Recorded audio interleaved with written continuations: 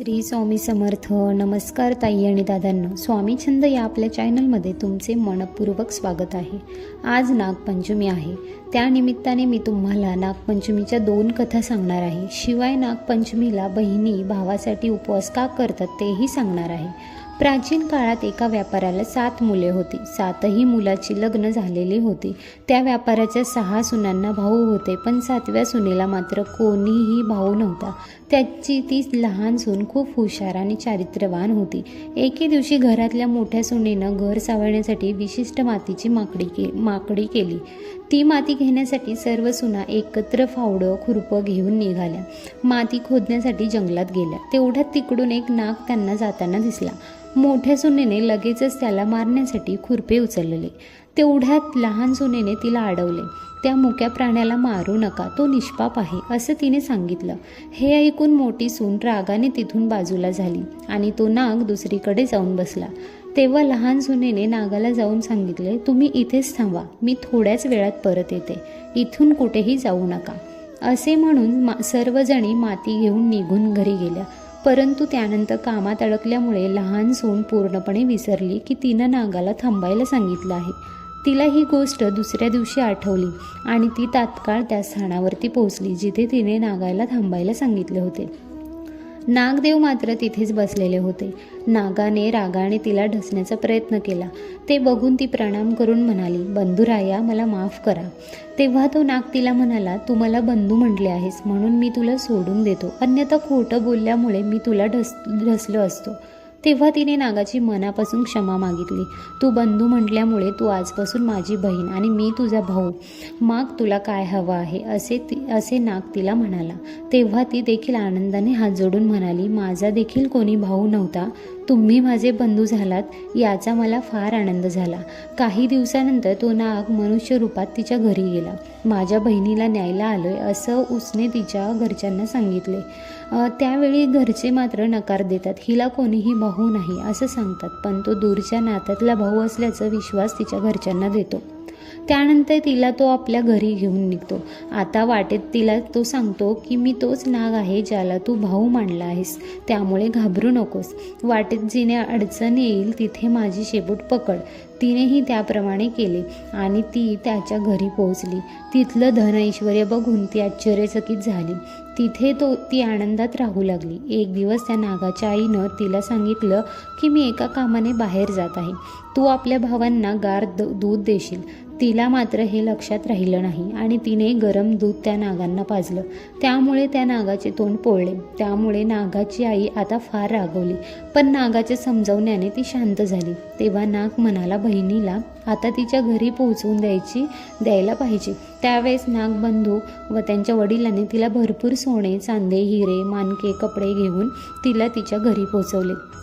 तिची इतकी धनसंपत्ती बघून मोठ्या सुनेला राग आला. तिचा जळफट झाला. ती म्हणाली, तुझा भाऊ तर फार श्रीमंत आहे, तुला त्याच्याकडून अजून धन आणायला हवं. मोठ्या सुनेचे हे बोलणे ऐकून त्या नागानं सर्व सोन्याच्या वस्तू आणून दिला.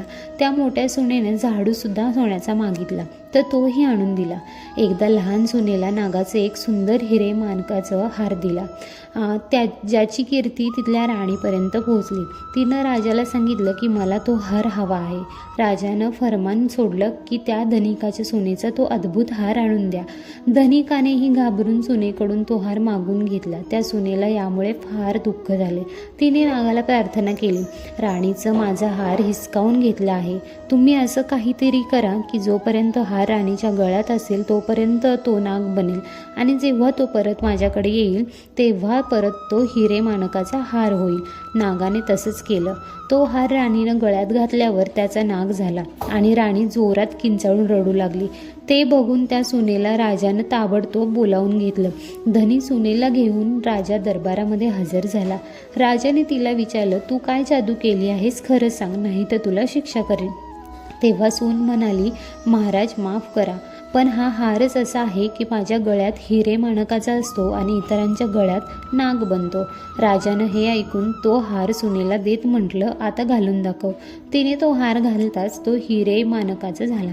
हे बघून राजाला तिच्या बोलण्यावरती विश्वास बसला. त्यानं खूप आनंदी होऊन तिला अधिक सुवर्ण मुद्रा दिल्या. आता सून घरी परत आली. हे सर्व धन बघून मोठ्या सुनेला ईर्ष्या झाली.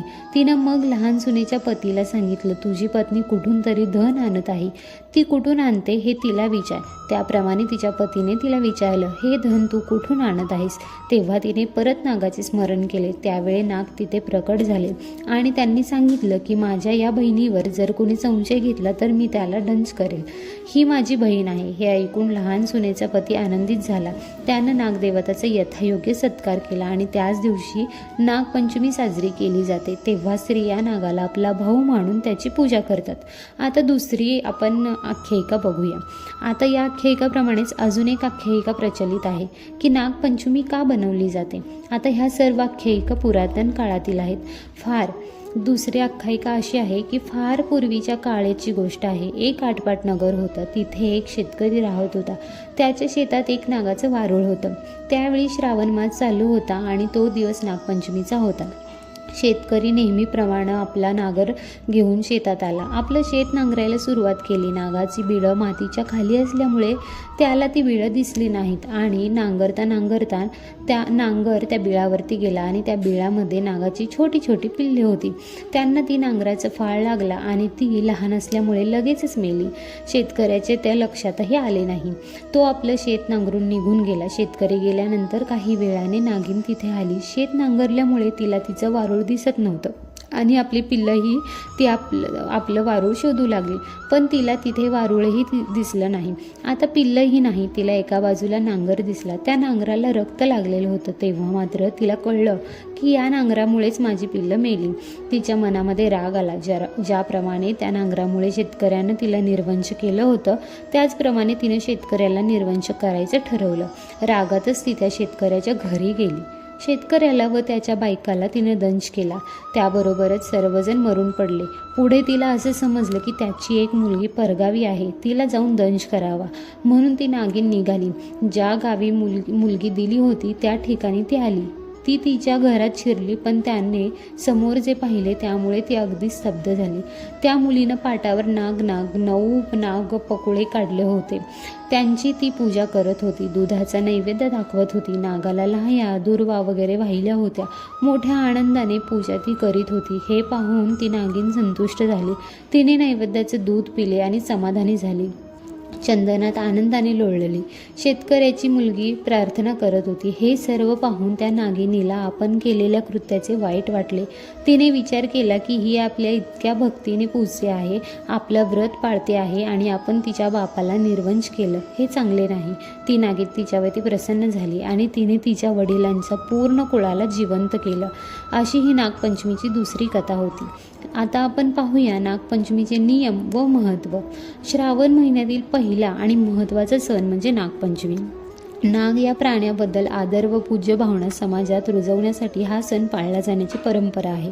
या दिवशी घरोघर नागदेवतेची पूजा करून त्यांना प्रसन्न करण्याची प्रथा आहे. वेद काळापासून चालत आलेला हा सण अत्यंत महत्त्वाचा मानला जातो. या दिवशी सकाळी लवकर उठून स्वच्छता आणि नित्यकर्माहून निवृत्त व्हावे. आंघोळ करून स्त्रियांनी नवीन वस्त्र अलंकार धारण करावे. पाटावरती हळद चंदनानं नागनागिन आणि त्यांच्या पिलांची चित्रे काढावी. त्यांची पूजा करून त्यांना दूध लाह्या आघाडा दुर्वा वाहून त्यांची पूजा करावी. नागदेवाची पूजा करून त्यांना दूध साखर उकडीची पुरणाची दिंड करून नैवेद्य दाखवावा. या सणाला विशेषतः गव्हाची खीर आणि चण्याची डाळ मूग डाळ गूळ यापासून बनवलेल्या उकडीची पुरणाची दिंड तयार केली जातात. आता आपण पाहूया नागपंचमीचे नियम. नागपंचमीच्या दिवशी काहीही चिरू नये, कापू नये, तळू नये, चुलीवरती तवा ठेवू नये असे संकेत पाळले जातात. तसेच या दिवशी जमीन खणू नये व शेतामध्ये नांगर चालवू नये असेही म्हटले जाते. तर जर तुम्हाला हा व्हिडिओ आवडला असेल तर लाईक करा, शेअर करा आणि आपल्या स्वामी छंद चॅनलला सबस्क्राईब करा. धन्यवाद. श्री स्वामी समर्थ. ओम नमः शिवाय.